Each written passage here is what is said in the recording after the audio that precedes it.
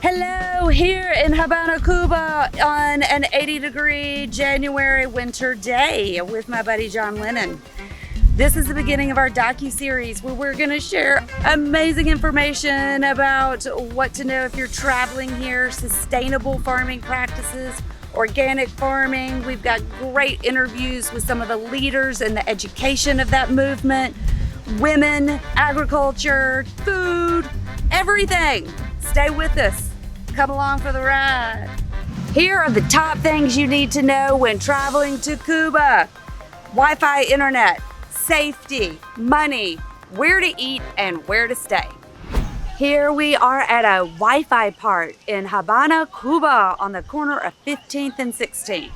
So one of the number one things you need to know when traveling here is how to access the internet and Wi-Fi. Super duper challenging. There's one server on the island. You have to buy, usually at hotels, these things called Wi-Fi cards. This is what it looks on the front. This is what it looks like on the back. There's a code. Then you can come to an amazing place like this Wi-Fi park that's public access to hopefully connect to the internet. That too can be challenging. There's been times where the entire Wi-Fi is not available on the entire island. A lot of the hotels will sell these Wi-Fi cards. You can also get them on the black market here. If you hear a psst, psst, that often means somebody is selling you a card, usually about 2 CUCs, 2 CUC, for 1 hour. As soon as that hour is up, done, you're gone. If you're on a call, if you're dialed in, no matter what you're doing. So with that, you also need to know any of these apps you want to download, make sure you don't need internet connection for them. So maps.me, you don't need an internet connection for. You can navigate easily through Cuba with that. Spotify does not even work here. Nobody can, even songs that were downloaded, people are having trouble accessing. And Google Translate, another really important thing. You want to make sure those are downloaded and don't need internet access. It's challenging, but it can be liberating. Just know you're going to come here and live the experience. And hopefully you're not going to have to connect and be on the internet much. Just have fun.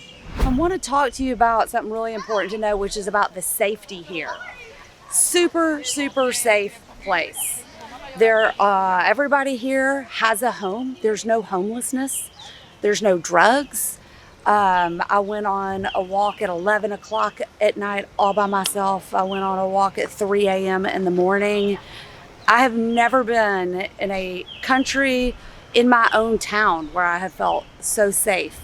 So there's something really, really beautiful about being in a place where you know there is such safety. So the safety lies too in that, it's illegal to be homeless here. Everybody has a home, but it's also illegal to have guns, knives, any sorts of weapons. You go straight to jail. There's no due process, and you can go for a long time. And also just part of this culture, there is all this stuff about family and respect and your name. And everybody lives in multi-generational homes. There's children, grandparents. Just amazing to see young, old, everybody out playing. It's just safe. Where to eat in Cuba?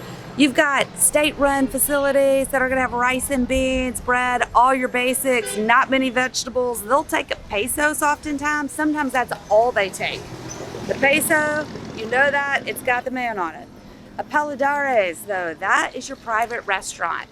You're gonna get more diversity there. Still, the Cubans just don't like a ton of vegetables. They'll take the CUC. So again, getting into the money, that's got the statues on it right there.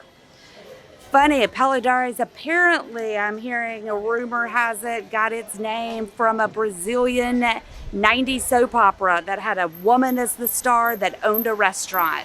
And Cubans love their soap operas. So that's what they name their private restaurants after. Where to stay in Cuba? You've got hotels. They run about $250 a night, easy. They may have Wi-Fi. The food is all state run. Then you've got Casa Particulares.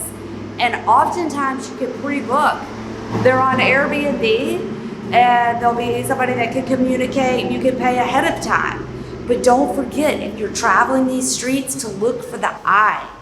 Hey, look, right here, that's the blue eye. That means that a tourist can stay there. If there's a red eye, only Cubans. They do not stay in the same casas. There's no Airbnb that allows both of them. Blue means you can stop in, knock on the door, maybe pay $25 to $35 a night, extra if they have internet,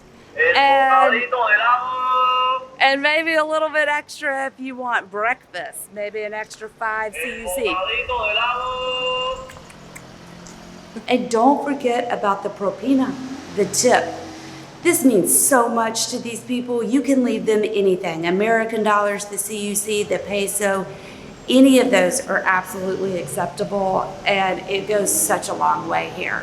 So I love Casa Particulares, and each one has what I call a Casa Mama.